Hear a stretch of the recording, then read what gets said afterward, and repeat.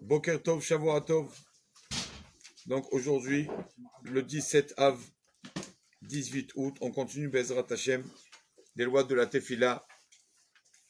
On va traduire le langage du Shulchan Aruch qui est tellement beau. Al Yachashov Ra'uy Hu She'ase Akadosh Baruch Hu Bakashati. Quand une personne termine sa Tefila, quand il sort de la synagogue, il ne doit pas se dire dans la tête, ça y est, j'ai prié. Akadosh Baruch Hu est obligé d'exaucer mes prières. Ça y est, j'ai eu la kavana, la concentration. C'est bon. Bien au contraire. Zemazkir avonotav shel adam. Quand une personne se sent tellement sûre d'elle et se permet de dire c'est sûr que Hachem va écouter ma tefila parce que j'ai prié, non seulement que ça ne lui fait pas du bien, mais ça lui fait du mal. Pourquoi? Mazkirim avonotav shel adam. On ouvre son dossier. On dit attends, tu es tellement sûr de toi qu'on doit écouter, exaucer tes prières? Viens, on va ouvrir ton dossier, on va voir si vraiment tu mérites ou pas. Et donc, si Chas Shalom, il ne vaut mieux pas qu'on ouvre nos dossiers. On ne préfère pas. C'est pour cela que la personne ne doit pas. Il espère qu'Hachem exauce. Et qu'il ne se dise pas, oui, j'ai prié, Hachem doit me répondre. Non. Il espère par la miséricorde d'Akadosh Baruch Hu. Yarshov si'ase Akadosh Baruch Hu bakashato bechasdo. Il doit penser qu'Akadosh Baruch Hu exaucera sa prière, bechasdo, parce qu'Akadosh Baruch Hu est tellement bon. Pas parce que je mérite qu'Hachem m'exauce mes prières, parce que lui, Akadosh Baruch Hu est bon. Mais Korachamim, c'est lui la source de miséricorde. Veomar Belibo, il doit se dire dans son cœur, Mi Ani Dal Benivze, qui je suis? Tout petit, Benivze pauvre, Bal Evakesh, et moi je viens parler, mais Et Melech Malchia Melechim Akadosh Baruch Hu, je viens parler devant le roi des rois Akadosh Baruch Hu. Il nomme Merov Chasadav, Shumitnek Baim Abriyotav. La seule possibilité pour qu'Akadosh Baruch Hu me exauce mes prières, c'est parce qu'il est tellement bon avec nous, alors il est prêt à exaucer nos prières. Mais pas parce que nous, on mérite. C'est une phrase qu'on dit, c'est un verset de Teilim. On le dit le Shabbat après-midi. Shabbat après-midi, à Mincha de Shabbat. Alors, on sait que c'est le moment le plus élevé en sainteté du Shabbat. C'est un moment de miséricorde de Mincha. Malheureusement, des fois, surtout en hiver, on se permet de ne pas venir à la synagogue, de prier seul, tout ça. Mais à vrai dire, cette prière, la mincha de Shabbat, c'est être à ce moment de miséricorde. En semaine, c'est un moment de miséricorde mincha. Alors, Shabbat s'appelle Ra'ava de Ra'avin. Moment de miséricorde, miséricorde de miséricorde. Et donc, qu'est-ce qu'on dit quand on ouvre, avant d'ouvrir le Echal, mincha de Shabbat, on dit un verset. Bani tefilati lecha Hashem ait ratson. Moi, ma tefila, toi, Kadosh Baruch Hu, et moment de miséricorde. Et ratson, c'est le moment de miséricorde, à Mincha. Dit le Admon de Gour, va Ani, quand Kadosh Baruch Hu, je m'observe à moi, qui je suis, qu'est-ce que je vaux, et après je regarde tefilati, je regarde la valeur de ma tefila, comment j'ai prié, j'ai sauté des mots, j'ai sauté des paragraphes, j'ai pensé à autre chose, etc. Quand je me regarde à moi et à ma tefila, Lecha Hashem, que ça va arriver à toi, tout ça va venir devant toi, Kadosh Baruch Hu. Comment c'est possible? Comment une personne comme moi, avec une tefila bâclée, sans kavana, peut arriver, monter devant Kadosh Baruch Hu? Comment Hashem, toi tu peux écouter Lecha Hashem? Comment c'est possible?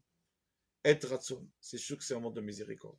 C'est parce que tu es miséricordieux Hashem, alors malgré le fait qu'on ne mérite pas que tu écoutes notre tefila, mais toi tu l'écoutes parce que tu es bon avec nous.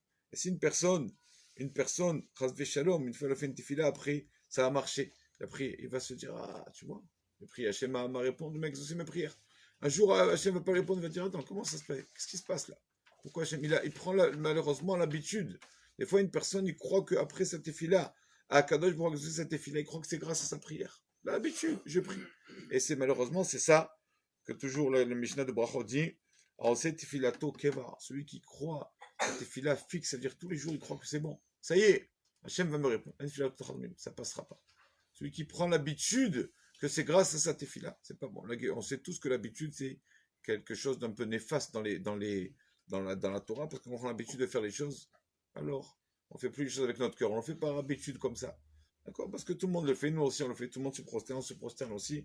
Donc c'est pour ça qu'il faut pas, dans la Torah, les coutumes sont bonnes. mais ne pas être habitué toujours à quelque chose. Bon, j'ai l'habitude de mettre toujours de fine comme ça, je réfléchis pas à ce que je fais. Il y avait une personne, un jour qui arrive à la synagogue, et le Rav fait le cours sur le vol. Le sujet du cours était le gezel, le vol. Qu'une personne, à cause de des fois quelques euros ou quoi, il peut revenir en réincarnation parce qu'il a volé. Et le Rav qui a fait son discours, sa dracha, après la dracha, le discours, une personne vient le voir. C'était le laitier du village. Et il lui dit, Rabbi, je veux faire teshuva. Il dit, qu'est-ce que tu veux? Teshuva sur quoi? Tu vois bien? Il dit, non, Rabbi. Le lait que je vends à tout le monde, si on regarde le pourcentage de lait qu'il y a dans le lait, alors là, d'accord, il n'y a pas beaucoup de pourcentage de lait. Il y a même beaucoup d'eau. Je dis la vérité, Rabbi. Et donc, le Rav lui dit, bon, teshuva. À partir de maintenant, fais attention. Sois minutieux, d'accord, dans ton travail. Essaye de ne voler personne. Et remets là le pourcentage de lait normal, d'accord. Arrête de mettre trop d'eau. Fais comme il se doit de faire. D'accord, Rabbi. Et il fait teshuva et remercie Akadosh Baruch Hu. Heureusement qu'il y a la teshuva. La teshuva existe, qu'on peut se repentir. Et quand il met vraiment un pourcentage de lait beaucoup plus élevé, alors on voit la communauté, on voit une lettre avec un avocat, il reçoit une lettre, ce laitier, il est convoqué au tribunal. Pourquoi? Parce que le laitier a changé la recette. Le laitier met trop d'eau maintenant. Le laitier met trop d'eau. Avant, ça, le lait était bon. Maintenant, il y a trop d'eau. Il était valorable. Il a dit, Rabbi, je comprends plus rien. Quand j'étais vraiment, je mettais beaucoup d'eau, t'es tous contents. Moi, j'ai fait tes choix. Maintenant, j'ai changé dans le bien. Il m'attaque en justice. Il m'a dit, voilà, de là, tu apprends Koach HaErgel, l'habitude. Koach HaErgel. Quelqu'un, il s'habitue avec un lait avec beaucoup de pourcentage d'eau. Ah, il est trop bon ce lait, parce qu'il a l'habitude comme ça. Mais en fait, c'est pas du bon lait, la majorité est de l'eau. Tandis que, et quand une personne ne s'habitue pas, alors il sait à chaque fois être quelque chose de nouveau, il va analyser la chose. Ah, aujourd'hui, c'est pas le même lait aujourd'hui. Et quand on prend l'habitude, c'est pareil pour la tefila. Quand on prend l'habitude tous les jours la même chose, alors, malheureusement, la tefila, elle passe plus. Même caché miséricordieux, parce qu'on le fait par routine. La Torah ne veut pas la routine. La routine, c'est l'ennemi de la Torah, parce que la routine, on ne fait pas avec le cœur. Hachem a toujours le cœur. Comme je parle comme ça du lait, je me rappelle d'une histoire de Rav Moshe Feinstein, comme ça, comment on doit faire attention à ce qu'on fait, qu'une fois, ils sont venus le voir, ils lui ont dit, Rabbeinu, on a eu une marmite de viande, grosse marmite de viande, on était Shabbat Ratan, donc il y a beaucoup d'invités, et un enfant, par inadvertance, a versé du lait dans la marmite, viande, lait.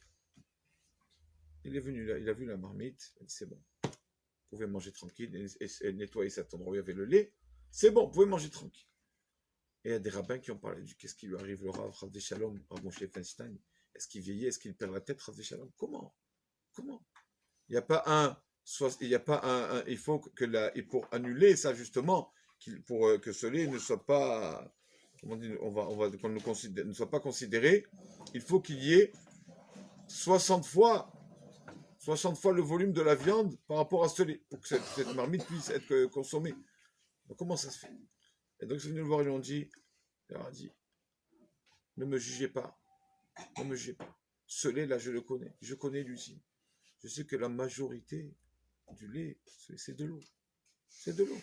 Donc, c'est beaucoup plus qu'un soixantième de viande pour annuler ce lait, pour pouvoir manger justement cette marmite.